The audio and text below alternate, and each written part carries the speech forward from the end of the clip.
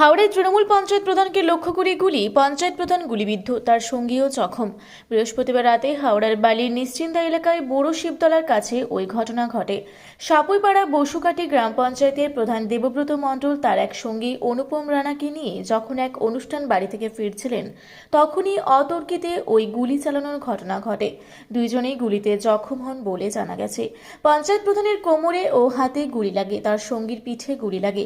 এই ঘটনাকে কেন্দ্র করে এলাকায় ব্যাপক উত্তেজনা ছড়িয়ে পড়েছে। ঘটনাস্থলে এসেছে বিশাল পুলিশ বাহিনী। হাওড়ায় বেসরকারি নার্সিংহোম ভর্তি করা হয়েছে। এদিন খবর পেয়ে হাসপাতালে ছুটে আসেন হাওড়া জেলা সদর তৃণমূল কংগ্রেসের সভাপতি উত্তর হাওড়ার বিধায়ক গৌতম চৌধুরী। হাসপাতালে আসেন ডোমজুড়ের বিধায়ক কল্যাণ ঘোষ। অন্যদিকে ঘটনাস্থলে যান হাওড়ার পুলিশ কমিশনার প্রবীণ কুমার ত্রিপাঠী।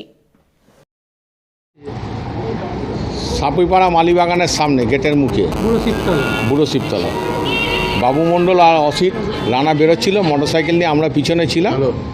তাই গুলি করেছে। গুলি করতে প্রথম ড্রাইভারের যে গাড়ি চালাচ্ছে ওর গায়ে লেগেছে, আর পরে বাবু গুলি করে, বাবু পড়ে যায়। ও কিন্তু বেরিয়ে গিয়ে একটা তো ওষুধের দোকানে ঢোকে।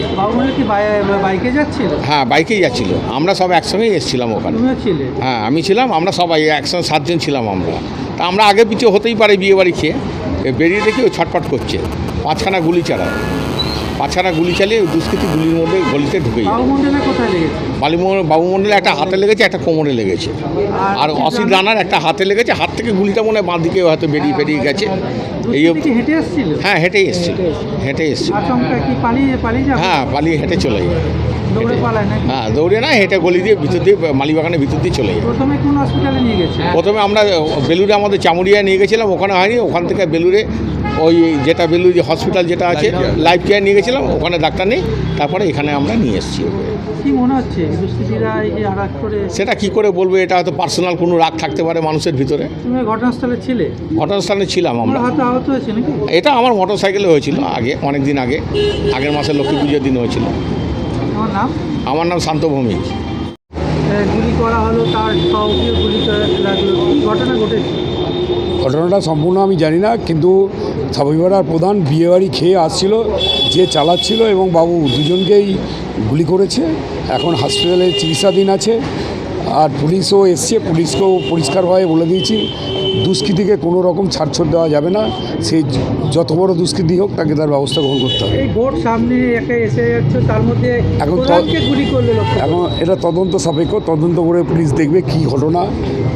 ও নিজে থেকে করেছে না কেউ করিয়েছে, এটা পুলিশ দেখার ব্যাপার। ধরা যায়নি তো, তা বলতে পারবো না, এখন পুলিশ ওটা দেখছে। এখানে ঋদ্ধি সিদ্ধি লজে একটা অনুষ্ঠান বাড়িতে সাপুইপাড়া বসুকাঠি অঞ্চলের প্রধান বাবু মণ্ডল এখানে পার্টিসিপেট করতে এসেছিল, এবং এখানে বোধহয় এদের অনুষ্ঠানে খাওয়া দাওয়া করেছে। খাওয়া দাওয়া করার পর ওর সঙ্গে সম্ভবত পেছনে একজন ছিল। কেউ বা কারা, এখানে বেশি দূর নয়, ঋদ্ধি সিদ্ধি লজের সামনে থেকে কেউ বা কারা মোটর সাইকেলে এসে গুলি করে দেয়। এবং গুলি করার পরেতে এখান থেকে লোকজন যারা নিয়ে গেছে নার্সিংহোমে, আমি দেখা করার চেষ্টা করছিলাম, ডিটেলস ওদের দেখা হয়নি, নিয়ে নার্সিংহোমে নিয়ে গেছে সম্ভবত, যেটা শুনেছি ওখান থেকে চেঞ্জ করে আবার অন্য কোনো জায়গায় নিয়ে গেছে। তার মানে ভালোই লেগেছে। বাবু মণ্ডল বা দেবব্রত মণ্ডল ইনি কি করে? ইনি হচ্ছে পঞ্চায়েতের প্রধান, এখানকার সাপুইপাড়া বসুকাঠি অঞ্চলের পঞ্চায়েতের প্রধান। এনার সঙ্গে কারো শত্রুতা ছিল? শত্রুতা এখন তো তৃণমূলে তো গোটা বাংলাতে হচ্ছে। এবার ভেতরে কিছু থাকলেও থাকতে পারে, কিন্তু যেটা হয়েছে অন্যায় হয়েছে। মানে এটা কি শাসক দলের গোষ্ঠীদ্বন্দ্ব নাকি এর মধ্যে কোনো বিরোধী দল? এটা বিরোধী দল কি শাসক দল এটা তো বলতে পারবো না। যে করেছে অন্যায় করেছে। এলাকায় শত্রু ছিল? এলাকায় আমি কখনো ওনার শত্রু দেখিনি।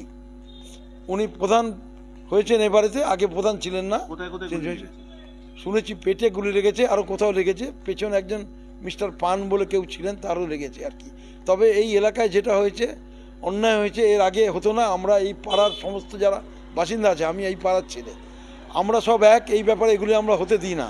কিন্তু আমি যার জন্য খেতে খেতে শুনতে পেরে লুঙ্গি পরে আর গেঞ্জি পরে সেই অবস্থা ছুটে। আপনারা তো সাধারণ নাগরিক, বছর ঘুরতেই বিধানসভা নির্বাচন, তার আগে এরকম একটা ঘটনা, পঞ্চায়েত প্রধানকে লক্ষ্য করে গুলি, এটা তো কতটা আতঙ্কিত থেকে বড় কথা হচ্ছে, এটা তো গোটা পশ্চিম বাংলায় হচ্ছে।